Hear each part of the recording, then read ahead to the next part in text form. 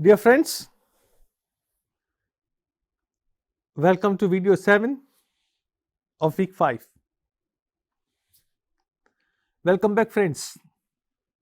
Today we examine a space where most digital crimes thrive, the world of online anonymity. Offenders believe that hiding behind a username or a random profile picture makes them untouchable. They think anonymity is a shield. But as forensic linguists, we know something very important, and that is language leaks identity. Or rather, we can say language reveals identity. Even when a person tries to hide, their words betrays who they are. Today, we learn to listen to that leak. We learn to see the invisible. Are you curious to know about it? Let's go for it. Now, the first thing that comes to our mind is, what does it mean to be anonymous online? Anonymity online is not the absence of identity. It is the masking of identity. When someone posts a hateful comment, sends a thread, or creates a fake profile, they believe their name is hidden, so they can act without consequence. But anonymity collapses quickly when we study the language. Every person writes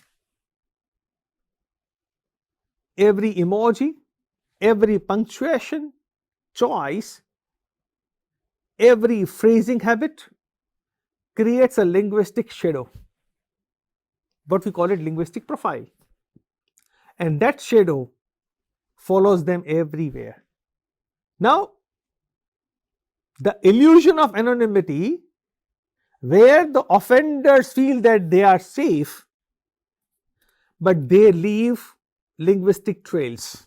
Most offenders assume anonymity means invisibility. But here is the truth. Anonymity removes accountability, not identity.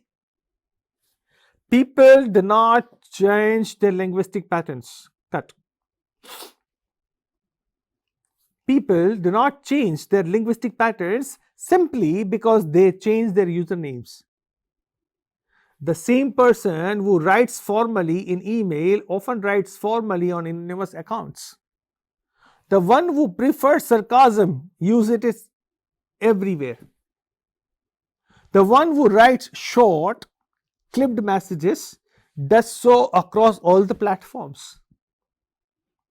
That means anonymity can hide your face but cannot hide your language. And friends, the language is the fingerprint that reveals and brings the anonymous to the surface. Just like real life personalities, anonymous accounts develop distinct linguistic personalities.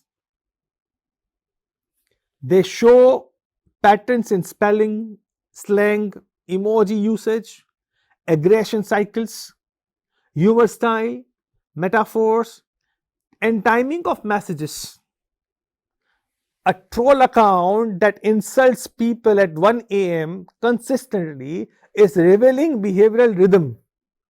A hate account that prefers a specific slur is revealing ideological patterns.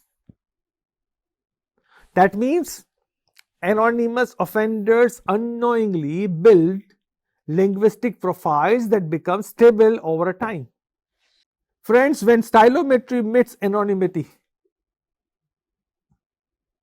we get to know about the science behind unmasking offenders. Stylometry, which we explored earlier, becomes incredibly powerful when applied to anonymous behavior.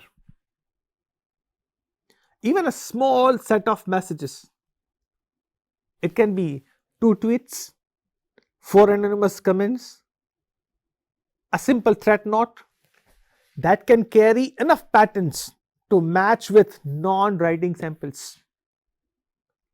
Investigators compare function words distributions, punctuation habits, emoji frequencies, and even the emotional rhythm of text.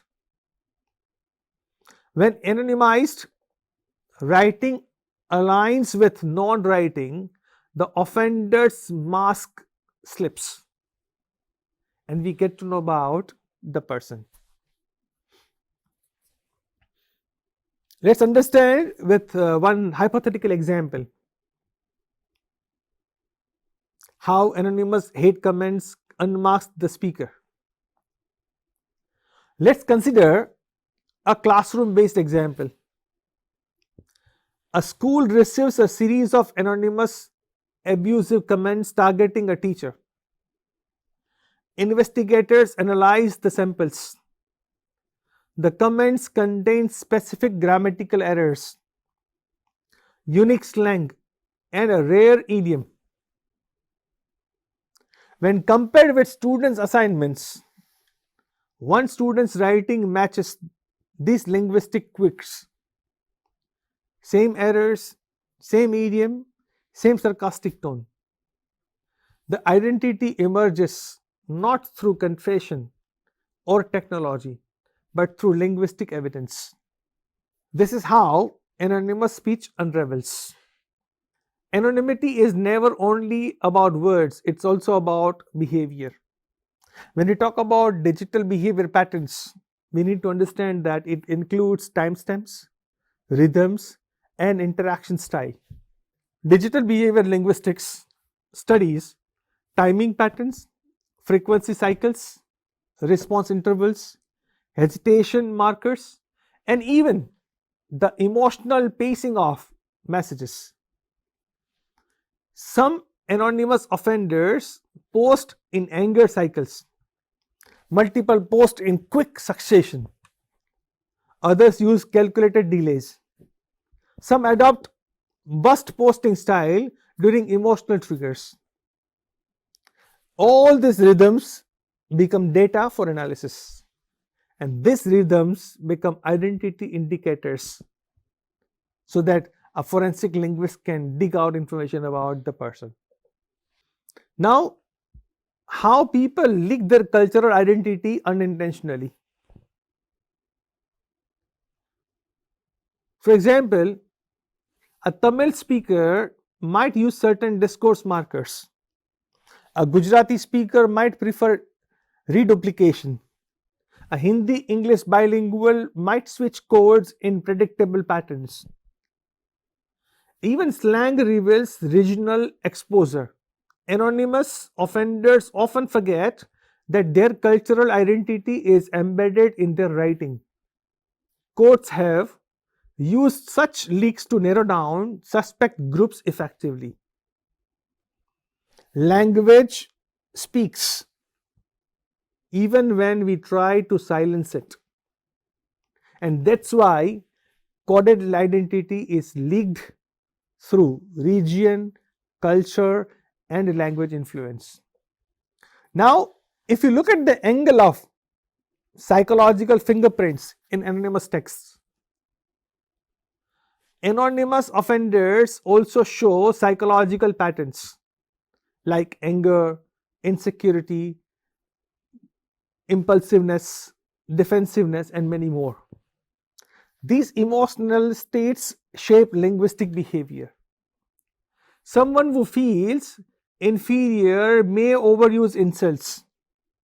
Someone who seeks dominance may use imperative verbs.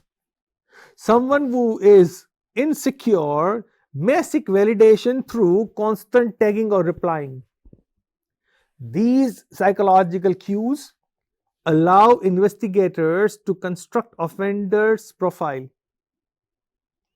Even age approximations, emotional state, confidence level, and potential motive. Offenders rarely maintain consistency when pretending to be anonymous.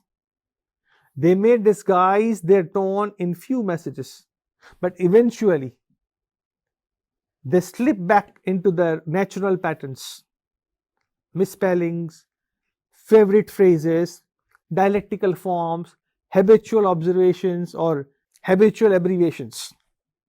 The unconscious always leaks truth. This leakage is what forensic linguistics thrives on. Over time, even the best disguise fails, and the writing reveals the writer. That's the reason why anonymous offenders repeat mistakes, and that becomes a linguistic truth. Sometimes we feel that why courts are not taking anonymous messages seriously. But when linguistic evidences are there as proof, courts do take anonymous messages seriously. Courts evaluate anonymity through linguistic behavior. They analyze whether an offender left identity traces, whether behavioral pattern match known suspects, and whether stylometry supports convergence. Anonymous threats, bullying, extortion, political propaganda, impersonation, all these crimes carry legal consequences. And linguistic evidence often becomes the deciding factor because it shows intention, authorship likelihood, and behavior consistency. The law recognizes that anonymity does not equal to innocence. As you deepen your training, begin listening to the unspoken. That means you need to train your forensic ears, listening to the hidden identity. Try to notice unusual smellings, notice preferred metaphors, notice emotional pacing, notice when someone tries too hard to sound formal, notice when someone's aggression returns after a disguise attempt. These tiny cracks in writing are the windows to identity. When you train your forensic ear, you will hear the person behind the profile, and lot more will reveal behind that. Dear friends, we are coming to end of one more video of week 5. I am very much grateful to you people for joining me in this exploration of online anonymity. Friends, language is both the mask and the unmasking tool. When used wisely, linguistic evidence exposes those who hide behind screens and protects those who fear them. In the next video, we will look at conversation chains and online deception patterns, where linguistic shifts across platforms reveal coordination, manipulation, and digital strategy. I'll catch you in video number 8. Till then, thank you very much. Stay tuned to the course. Thank you.